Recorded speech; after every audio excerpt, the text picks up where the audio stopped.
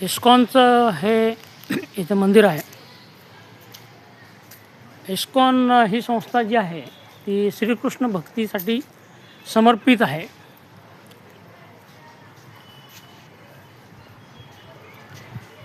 भगवद्गीता ही आपल्या हिंदुस्थानचं धर्मग्रंथ आहे आणि श्रीकृष्णाने कुरुक्षेत्रावर जे ज्ञान अर्जुनाला दिलं होतं, जेव्हा अर्जुन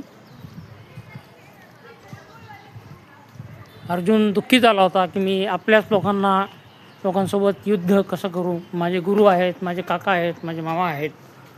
आता महाभारत आपल्या सगळ्यांना माहितीच आहे. इथे इस्कॉनचं सभागृह आहे. दर शनिवार आणि रविवारी इथे भजन कीर्तन होत असते आणि इस्कॉन ही आंतरराष्ट्रीय संघटना आहे जी श्रीकृष्ण भक्तीला समर्पित आहे.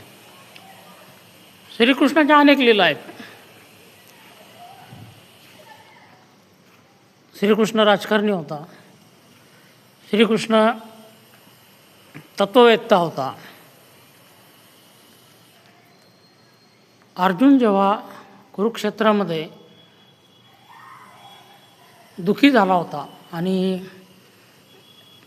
त्याने गांडीव धनुष्य जे आहे ते खाली ठेवलं आणि मी आपल्याच लोकांना, आपल्याच नातेवाईकांना, काका, मामा, पुतणे असे सगळे जण त्या कुरुक्षेत्रामध्ये उभे होते, मी कसं त्यांच्यावर युद्ध करू आणि त्यांचा वध करू किंवा त्यांना जखमी करू, अशा मनस्थितीमध्ये जेव्हा अर्जुन गेला होता तेव्हा श्रीकृष्णाने भगवद्गीतेचं ज्ञान आणि विश्वरूप असं त्याचं जे स्वरूप आहे ते त्यांनी प्रकट करून त्याला सांगितलं होतं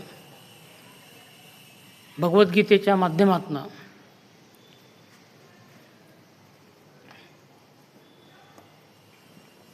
आणि मग अर्जुनातल्या मनामधले सगळे जे शंका कुशंका होत्या त्या दूर झाल्या आणि मग त्याने गांडीव धनुष्य उचललं आणि महाभारताचं मोठं युद्ध झालं. महाभारत आपल्या सगळ्यांनाच माहिती आहे. हा तो सभा मंडप आहे आणि हे त्यांचं भजन साहित्य आहे इस्कॉनचं आणि अतिशय सुंदर असं त्यांचं भजन होत असतं. मी बऱ्याच वेळेस ऐकलेलं आहे. जो ताल असतो आणि जो रिदम त्यांनी पकडतात ते जेव्हा हरे राम हरे कृष्णाचं हे करतात भजन, तेव्हा मन असं मंत्रमुग्ध होऊन जातं. आंतरराष्ट्रीय संघटना इस्कॉन आणि त्याचं संभाजीनगरमधलं हे सभागृह मंदिर श्री गोपालजी असंही म्हणतात श्रीकृष्णाला.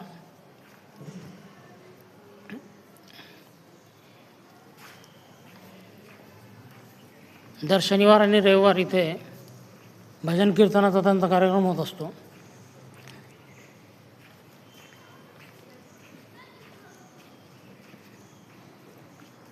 आपल्याला माहिती देण्यासाठी इथे नितीन जे आहेत आणि ते आपल्याला माहिती देतील. हरिकृष्ण. हरिकृष्ण प्रभूजी इकडे दर शनिवारी यूथसाठी प्रोग्राम असतो. 7:30 वाजता लेक्चर असतात. ब्रह्मचारी येतात पुण्याकडून आणि इकडं यूथसाठी फार चांगला असा कार्यक्रम असतो. आपण पण सहभागी. चला ना, चालत बोल, काही प्रॉब्लेम. यूथसाठी प्रोग्राम असतो. 15 ते 30 वर्षापर्यंतचे मुलं आहेत ते त्यांच्यासाठी इकडे प्रोग्राम असतो दर शनिवारी. आणि रविवारी सगळे फॅमिलीसोबत तुम्ही इकडे येऊ शकतात. सकाळी पण असतं इकडं. सकाळी 6 वाजता मंगल आरती होते आणि मग 8 वाजता मंगल दर्शन होतात जगन्नाथजीचे. मग 8:30 वाजता प्रवचन चालू होतं. अजून एक इस्कॉनचं मंदिर तिकडे कुठे जालना रोडला आहे, वरुड फाट्यावरती. हां तिकडे आहे ना. आणि आमच्या कॉलनीमध्ये तुमचं ते पूर्ण भजन मंडळी यायची आणि ते आपलं हे करायचे का, हरे कृष्ण हरे रामाचं आपलं कीर्तन असं करायचे, पण अशाच काही आले नाहीत. ते रविवारी खूप मोठा चांगला कार्यक्रम होतो. तुम्ही येऊ शकता इकडे. बरेचसे लोक सहभागी होतात. 1000 ते 1,500 लोक. आम्ही भजन कीर्तन प्रसाद वगैरे चालतात. आणि तुमची इस्कॉनची खिचडी पण जाते शाळाला. येस, ते अन्नामृत कडून जाते. हा, अन्नामृत कडून जाते ना. तो एक उपक्रम आहे इस्कॉनचा.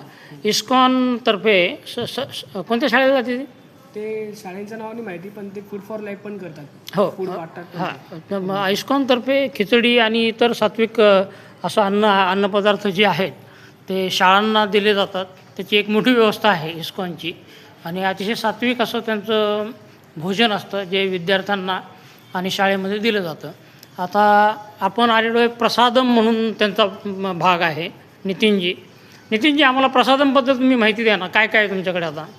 येस, इथे प्रसाद मिळतो इस्कॉनतर्फे भक्त लोकांना. आज एकादशी आहे त्यामुळे मग काय काय आहे? एकादशीचं हे शेंगदाण्याची मिक्सरची सब्जी आहे, हां. हे साबुदाणा ते सांगलेलं आहे, ही आमटी होती, ही शेंगदाण्याची आमटी, ही राजगिराच्या पुरी,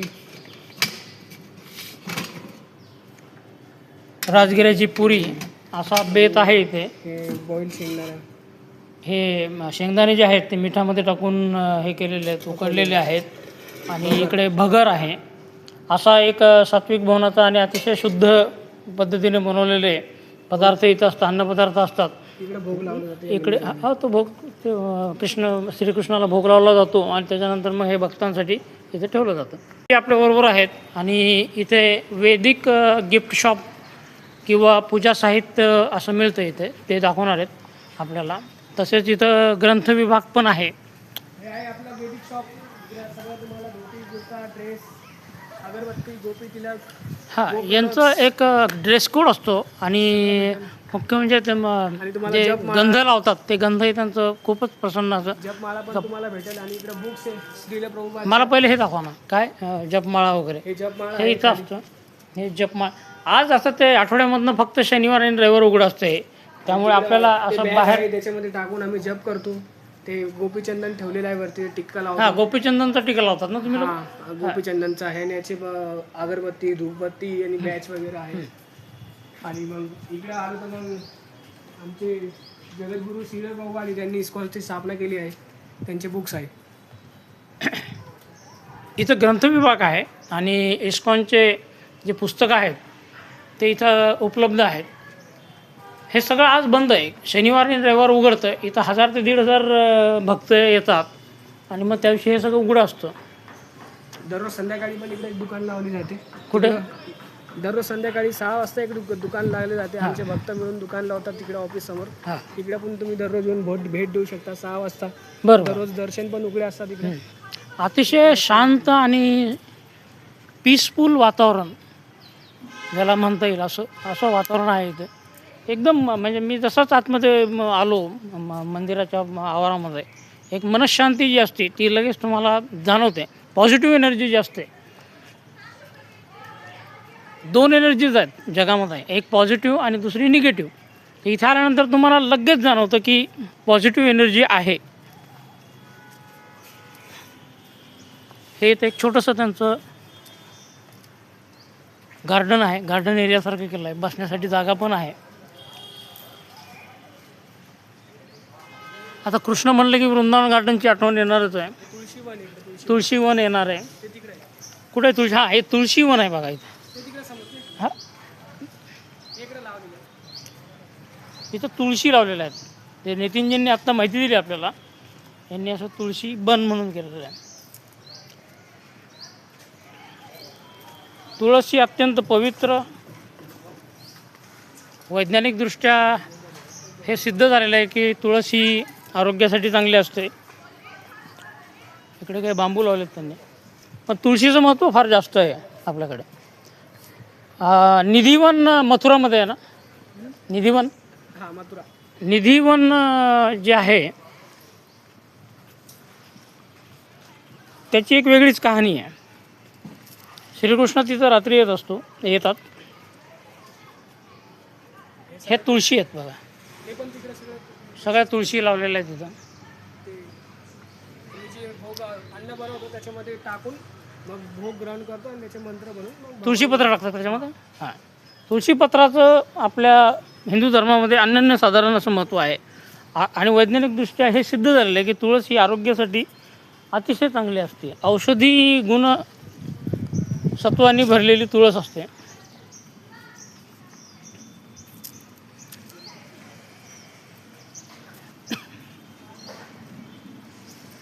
तर आज आपण इथं आलेलो आहोत पुढच्या वेळेस आपण शनिवार रविवारी एकदा येऊ, म्हणजे ते भजन कीर्तनाचा आपल्याला एकदा ते व्हिडिओ बनवता येईल आणि पाहता येईल. अतिशय मंत्रमुग्ध करणारं असं भजन आणि कीर्तन असतं त्यांच्याकडे वाद्य आहेत इकडे भक्तांकडे. व्हिडिओ आता इथंच थांबवतो. व्हिडिओला लाईक सबस्क्राईब करा, व्हिडिओवर कॉमेंट करा आणि माझ्या चॅनलला सपोर्ट करा. धन्यवाद.